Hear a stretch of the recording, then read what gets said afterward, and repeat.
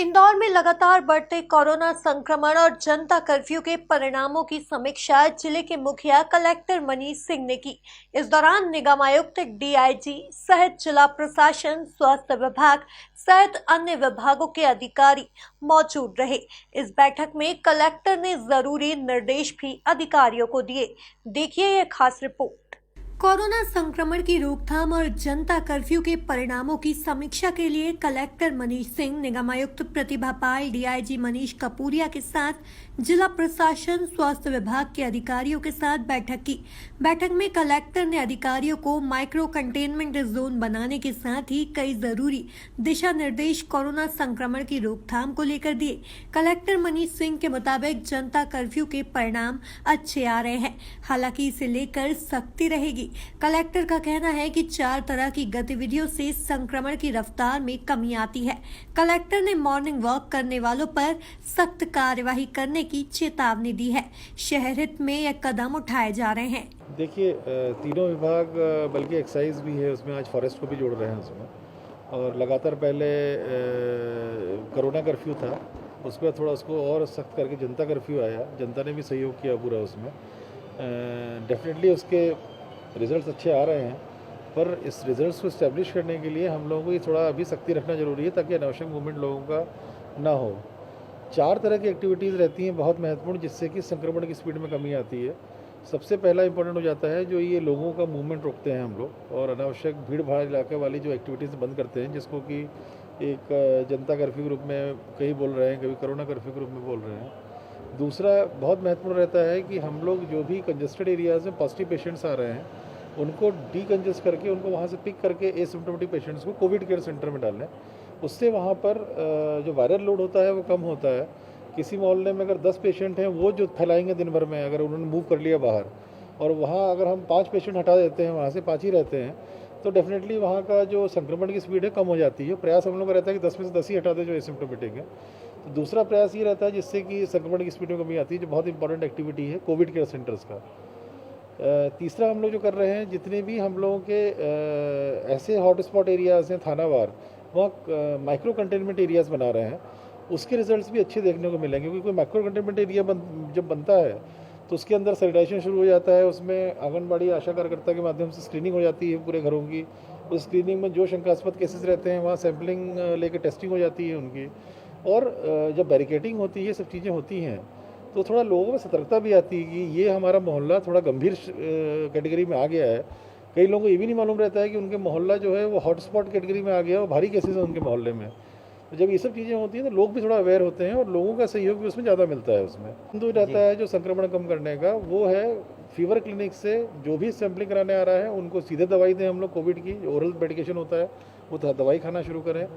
या जो kill corona 2 अभियान हम लोगों ने ग्रामीण में भी चलाया है, इसमें हर घर में जो भी शंकास्पद है कोविड के लक्षणों के साथ, भले कोविड हो नहीं हो, उसको 100% हम लोग दवाई की किट दे करके उसका मेडिकेशन चालू करा दें। तो ये चौथा प्रयास है। ये चारों समन्वित प्रयास, जनता कर्फ्यू हो गया, कोविड केयर सेंटर में लोगों को शिफ्टिंग कराना हो गया, माइक्रो कंटेनमेंट जोन्स बनाना हो गया, और जो भी शंकास्पद लोग हैं तत्काल वो कोविड का ओरल मेडिकेशन शुरू कर दें। चारों प्रयास से संक्रमण की स्पीड में कमी आती है। चारों ही फ्रंट में हम लोग कार्य कर रहे हैं इस समय, और इसको और एग्रेसिवली हम लोग कार्य कर रहे हैं, क्योंकि अगर कुछ रिजल्ट अच्छे दिख रहे हैं अभी, तो इसको स्थायित्व देना है। इसके लिए ज़रूरी है करना ये। इसी में आज हम लोग कंबाइंड मीटिंग हुई थी, डीआईजी साहब भी थे, म्युनिसिपल कमिश्नर भी थी उसमें, और उसमें और सख्ती हम लोग करेंगे। ऐसा लग रहा है कुछ लोग अभी फिर से कुछ लोग लापरवाही कर रहे हैं। मॉर्निंग वॉकर्स को मना किया गया है कि ना निकले। अभी मॉर्निंग वॉकर्स से भी रिस्क हो रहा है, बिना मास्क के मूव करते हैं, और जिस तरह की गप लगती है मुंह में, क्योंकि वो मॉर्निंग वॉक या जॉगर हैं या तेज़ वॉक कर रहे हैं, तो उनका स्वैब भी ज़्यादा निकलता है मुंह से। ऐसे में वो भी रिस्की हैं। और ये बोला गया है कि मॉर्निंग वॉकर्स को सचेत करें, अगर नहीं होता है तो ये भी बोला गया है कि उनको उठा लिया जाए, जेल में डाला जाए अस्थायी जो है। साइकिलिंग भी अलाउड नहीं है अभी। मैंने बोला कि बीआरटीएस कॉरिडोर को अभी ब्लॉक कर दिया जाए। शहर के लिए ज़रूरी है, इसलिए किया जा रहा है ये। इसमें ऐसा कोई नहीं है कि मॉर्निंग वॉकर्स हेल्थ के लिए करते हैं और हेल्थ को रोक रहा है प्रशासन, ऐसा बिल्कुल ही बात नहीं है। मॉर्निंग वॉकर्स का जो तरीका है मॉर्निंग वॉक करने का, वो उनके लिए और उनके परिवार के लिए पूर्ण रूप से खतरा है उसमें, इसलिए रोका जा रहा है उसको। ये बात सही है कि मॉर्निंग वॉक से हेल्थ में स्वास्थ्य में होता है, पर अगर उसका पालन करें, पर मॉर्निंग वॉकर्स जिस तरह से झुंड में घूमते हैं या जिस तरह से 2-3-4 लोग भी घूम रहे हैं, तो जो वायलेशंस हो रहे हैं वो उचित नहीं है, उसको नहीं होने देना चाहिए, इसलिए उसको भी सख्ती करने के लिए आज से बोला गया है। कलेक्टर मनीष सिंह का कहना है कि होम आइसोलेशन के बावजूद पॉजिटिव मरीज नियमों का उल्लंघन कर बाहर घूम रहे हैं, जिन पर कार्यवाही की जाएगी। लोगों को मैंने ये बोला है कि ऐसी जगह ही जाएं जहां पर कि घर में आइसोलेशन की व्यवस्था ना हो। अगर किसी के घर में आइसोलेशन की व्यवस्था है, वो आइसोलेशन में रहने के लिए बोल रहा है कि मेरी व्यवस्था है, दिख भी रही की व्यवस्था है, तो डेफिनेटली वो आदमी रजिस्ट करेगा जाने के लिए। यह अवश्य है कि जिन घरों में आइसोलेशन के लिए अलग कमरे में रहने की व्यवस्था है, वहाँ पर भी पॉजिटिव पेशेंट्स आइसोलेशन में नहीं रह रहे हैं, वहाँ पर वो अपने परिवारजन से मिल रहे हैं। कई जगह तो ऐसा भी मालूम पड़ा है कि पॉजिटिव पेशेंट बाहर घूम रहे हैं। तो ये बेसिकली आपराधिक कृत्य हैं। तो पॉजिटिव पेशेंट अगर बाहर घूमता पाया जाता है तो उसके खिलाफ FIR होगी। घर में रहे, वो आइसोलेशन में रहे या कोविड केयर सेंटर में रहे। राधा स्वामी में हम लोग का 500 का 1100 का तैयार है पूरा, वहाँ आ जाए। पर पॉजिटिव पेशेंट बाहर नहीं घूम सकता है, जानते हुए कि वो पॉजिटिव है और कहीं बाहर पाया गया, इस बार एपिडेमिक डिजीज एक्ट में मुकदमा कायम किया जाएगा ऐसे लोग। DIG मनीष कपूरिया के संक्रमण की चेन तोड़ने में हम सफल हो रहे हैं। जनता कर्फ्यू का प्रभाव आते आते कुछ दिन लगते हैं, जिसके परिणाम आना शुरू हो गया है।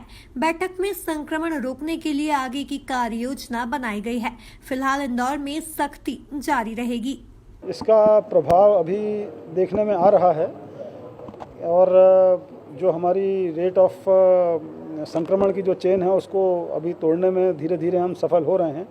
एक्चुअली जनता कर्फ्यू का प्रभाव आते आते 7 दिन 10 दिन लगते हैं और ये जो अभी प्रभावी तौर पे इसका इम्प्लीमेंटेशन हुआ है उसके परिणाम आने प्रारंभ हुए हैं। इसके ऊपर और अभी अच्छे से इम्प्लीमेंट करेंगे तो मैं समझता हूँ आने वाले समय में हम ये संक्रमण की चेन को तोड़ेंगे और इंदौर को सुरक्षित रख पाएंगे। आज ही हैं उनका रिव्यू किया गया और आगे की कार्य योजना बनाई गई। नहीं, सभी लग के कर रहे हैं और यही एक बहुत अच्छी बात है। इसीलिए हमें अच्छे परिणाम भी देखने को आए हैं कि सभी शासन के अंग जो हैं वो पूरी ताकत से इसमें लगे हुए हैं, रात दिन सभी काम कर रहे हैं और उसी का नतीजा है कि हम इसके ऊपर एक डेंट कारित कर पाएँ। जी हाँ, ये सख्ती तो अभी आवश्यक है और ये सभी को समझना चाहिए कि ये जो सख्ती है ये उनके हित में है। किसी को भी प्रताड़ित करना, दिक्कत देने का कोई इंटेंशन नहीं है। मूलतः भावना यही है कि सभी सुरक्षित रहें और इसके लिए जो भी कदम उठाने पड़ेंगे वो करेंगे। देखा जाए तो इंदौर में कोरोना संक्रमण को फैलने से रोकने के लिए लगातार प्रयास किए जा रहे हैं, जिससे इंदौर की स्थिति में सुधार हो सके। Bureau report, MP news Indore.